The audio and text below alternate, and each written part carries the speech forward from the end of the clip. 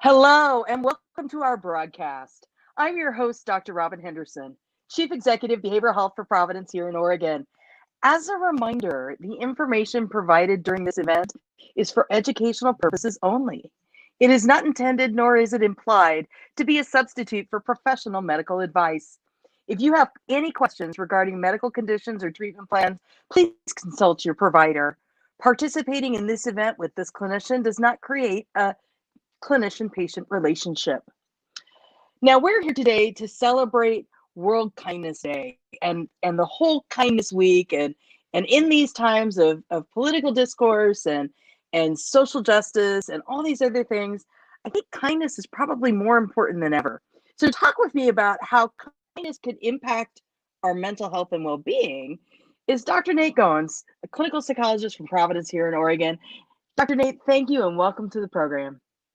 Of course. Nice to be here. So can you tell us a little bit about what you do in your role at Providence and a little bit about who you are?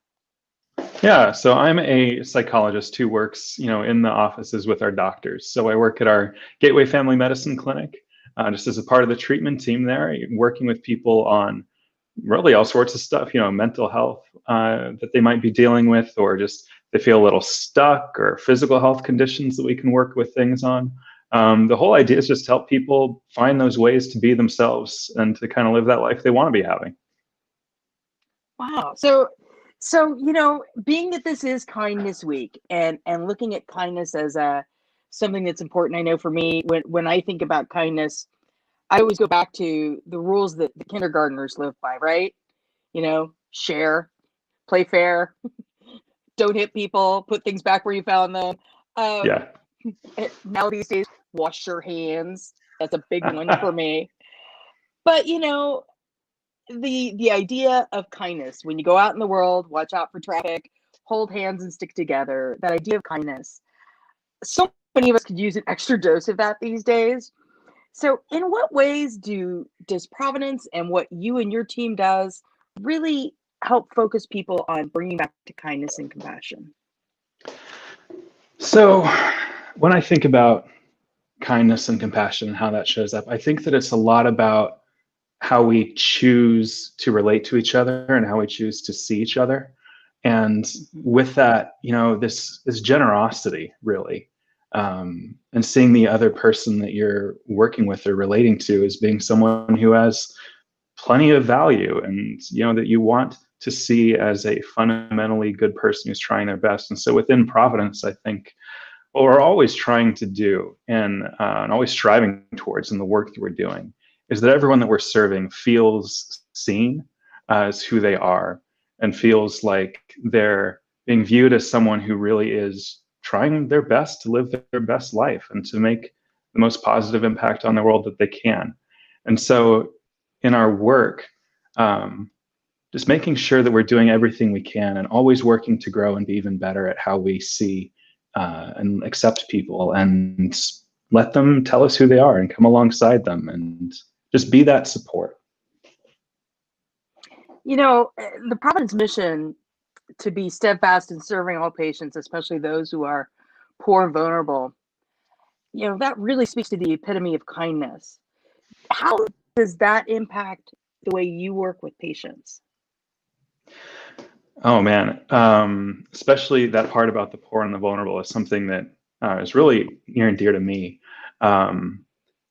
So much of the time what we know is that the people who have the least also need the most. And so what we do is to try to, just by being there, in their doctor's office, in a space that maybe is a lot more accessible to them, to be in that space where they can show up, to really utilize the relationship that they have with their doctor, that trust that they've built up over time, to really quickly show them that we're there with them and to help them.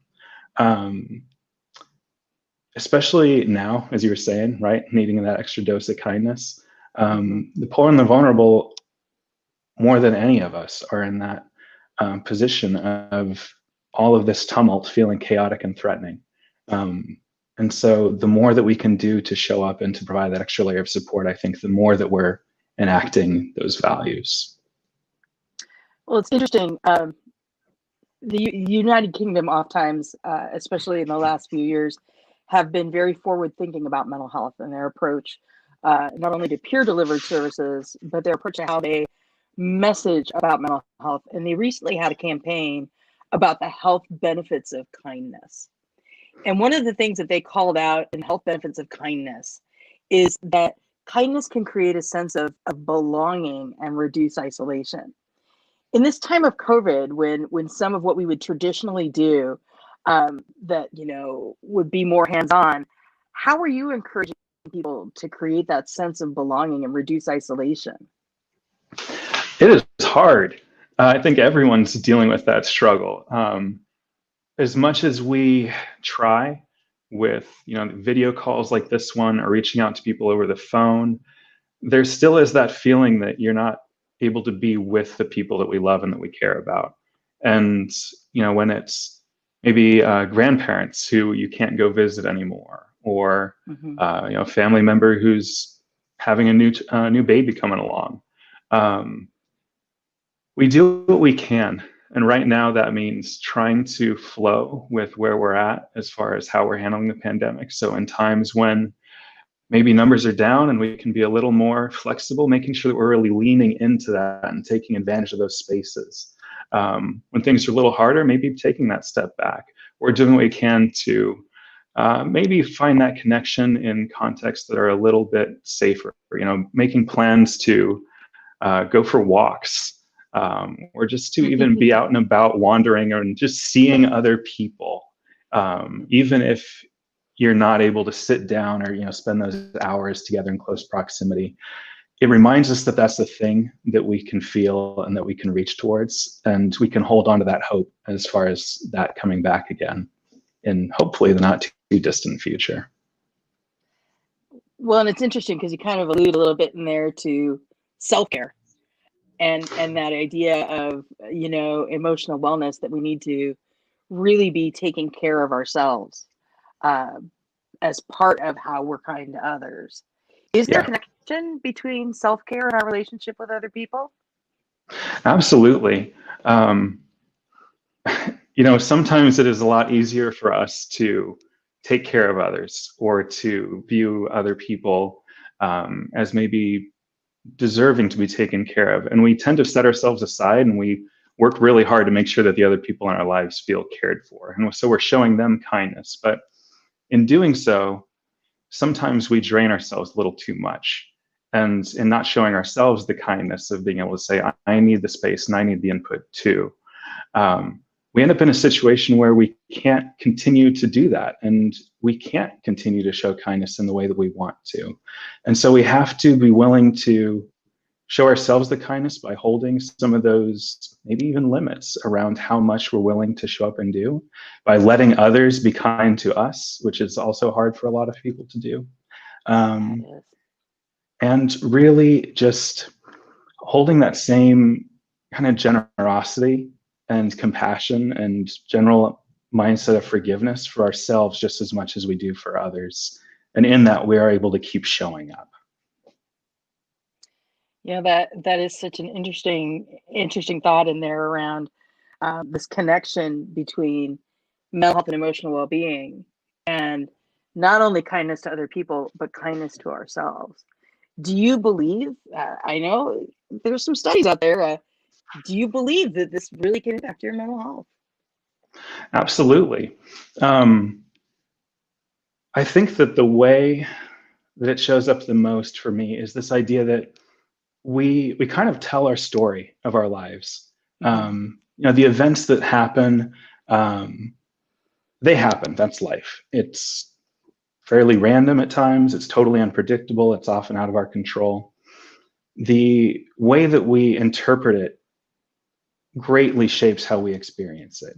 And if we talk about kindness as this idea of being generous, of assuming, positivity, of basically looking at others and seeing them as being fundamentally good and fundamentally trying, then the story that we tell about our world is a fundamentally more positive, caring one.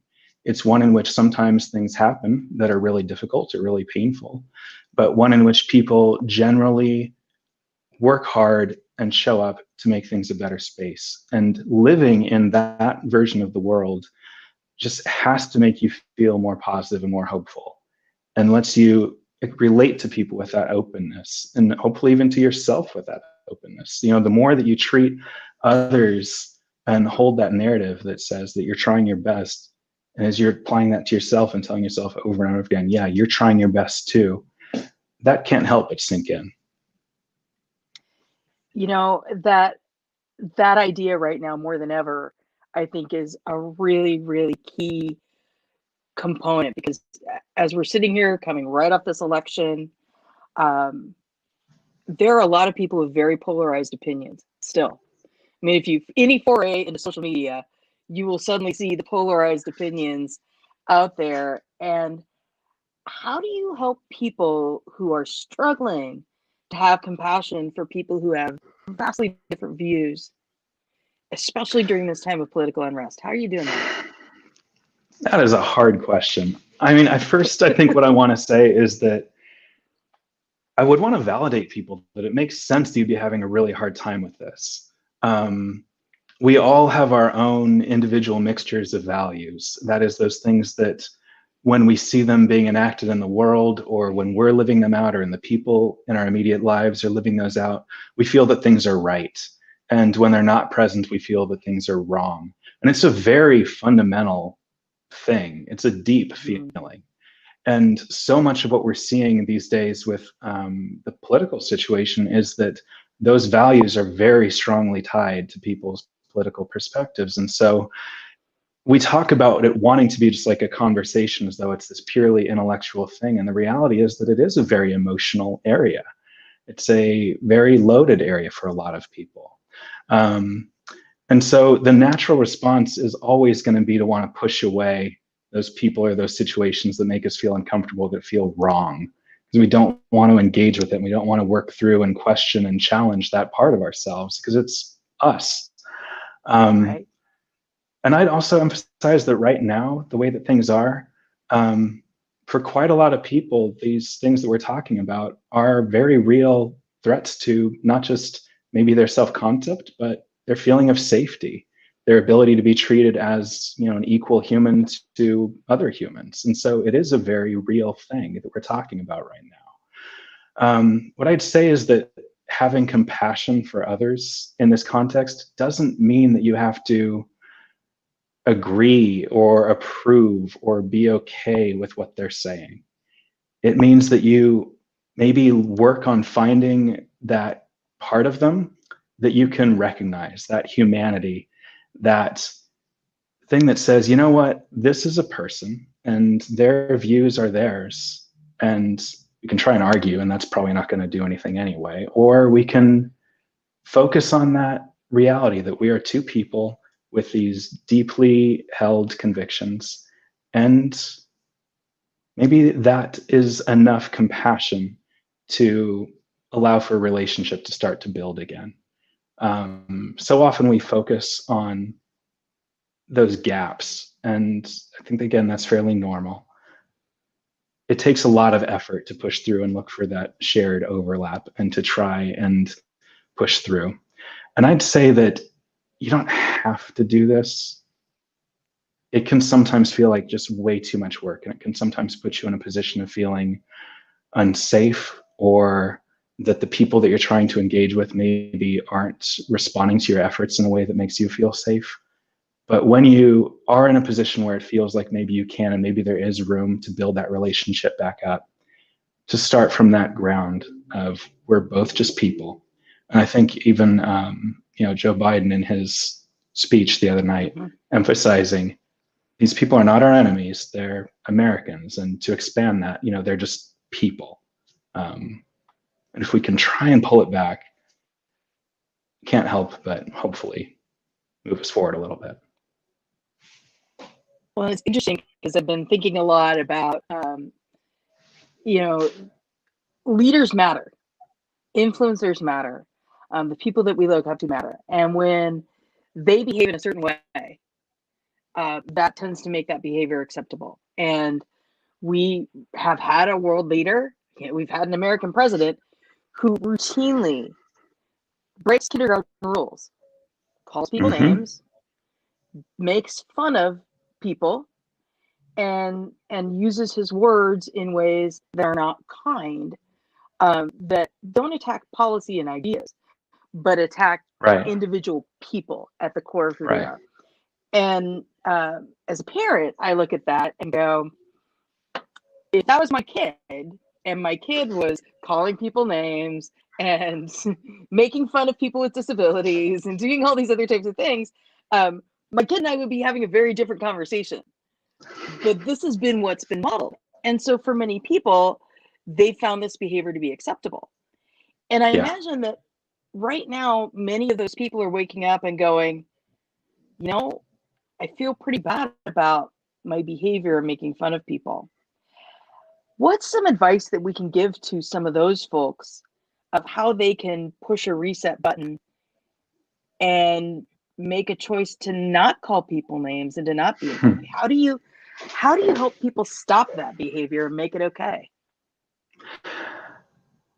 I think I always start by saying that messing up is a part of being a human. You know, thank God we can grow.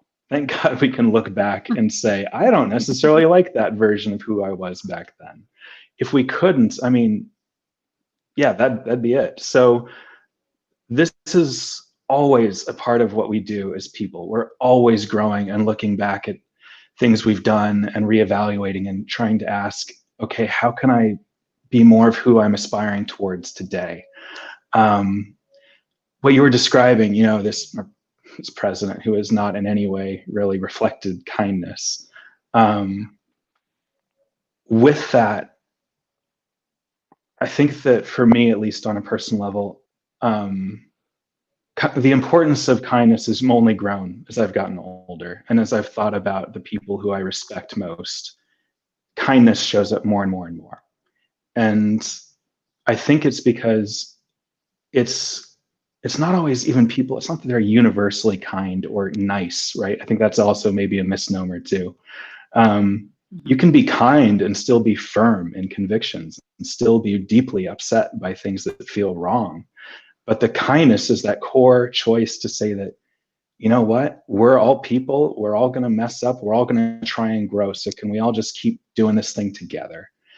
And so part of moving forward for an individual who maybe is saying that I don't want to be that way that I maybe have been for a while is to be a little bit compassionate towards yourself, to pull back some of that self-kindness and to remind yourself that, yeah, we do this. We do things that aren't compatible with who we want to be, and then we acknowledge it. And the acknowledging is really a hard part. And that choice to say that something I've been doing isn't something I want to continue takes a lot of courage and energy. And so when you're in that space, you've already moved forward. You're already doing the work. And then it's just a question of day after day choosing to hold that generosity, catching yourself when you feel yourself falling back into those default patterns of wanting to shut people out or deny their value, their humanity, their equal whatever, to assume you know them better than maybe they know themselves. When those urges are coming up and you start catching yourself doing it more and more, choosing to interrupt, choosing to think differently, choosing to respond differently. And you know what? The thing with kindness too, people aren't always acting with positive intent. They just aren't. But we can choose to interpret their actions that way, right? So, like, if you're driving on the freeway and someone cuts you off, like, they could be a jerk, they could be mindless. Yeah. They could also just be, maybe they're super distracted or stressed about something else and they weren't able to pay attention as much in that moment as they would like to. Yeah. We don't know what the truth is, but the story you tell about what happened shapes how you are able to respond, and it lets you be that more generous person. And so even though, this choice to be generous or this choice to be kind, it's a choice. No matter what is going on, it's that choice to say, I'm going to interpret things and I'm going to tell a story that reflects, generosity and value. That idea of choosing to be kind, and I really like that framework, that choice. Because for a lot of people, they're disappointed. Half our country is disappointed in the outcome of this Hmm. election, Yeah. and they've got to figure out how they move forward proactively and productively. Because as people are saying, we are one American people. Regardless, we are one American people. So how we choose kindness to move our country forward together actually takes kindness on both sides. Yeah, it does. Um, and it's a really hard thing to respond to wrongdoing with kindness, to Mm-hmm. respond to harm with kindness. Um, Sometimes even that language has been leveraged to make people who have less agency change how they respond to their situation by saying that that's not an appropriate way to react. And there's a lot of nuance to this. And I don't ever want us to be in a situation, I guess, where someone is, where we expect perfection all the time, Mm-hmm. or where we say, it's a universal thing, or that in all situations, no matter what is done to you, you must respond with kindness, because it's just not always going to happen. And what I would say with this disappointment and trying to figure out how people can move forward from here, Mm-hmm. I mean, this is the reality of, a democracy, is that a large portion of people are disappointed every time we have an election. And in fact, I'd Right. suspect most people have, if they go back and they look, at their ballot, they can probably find at least one thing they voted for that didn't end up passing. So you can always find that point where there's something that's a disappointment. I think part of what's so hard in this current world is that we're aware of all these things that are so far beyond us. Um, Mm-hmm. how many million people voted in this election? Like 140, 100 and some crazy huge numbers. And there's that feeling of, your one vote, what does that do? And it's true that on a national scale, like, yeah, you as an individual do not have power to shape the way this is going to go. And even on a, local scale, maybe you don't. But you rein it in and you look around and you say, in my immediate world, in the space that I can affect, what can I do? Like, what are those Right. things that I want to see different? And how can I bring about that change? How can I bring people to understand why I want things to look the way they do? And so within that smaller space, and that smaller space can be, it can be within your household, not even it's like your neighborhood or your town.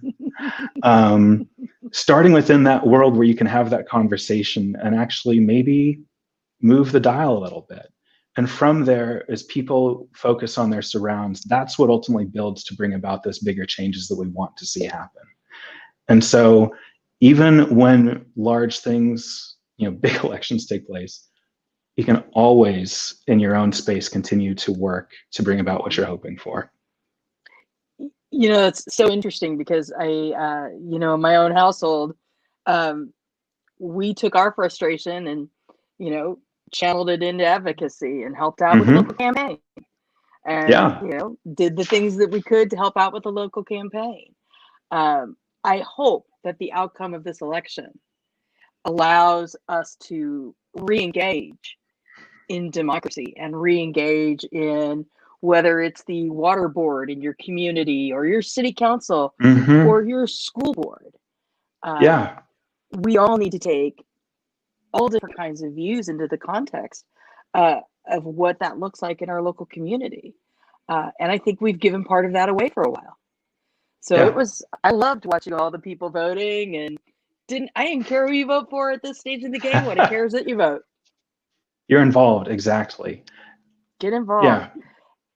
And we're coming into Thanksgiving and the holiday season and all those other good types of things. And all of us have that table at Thanksgiving where we have relatives who do not see the world the way we see the world.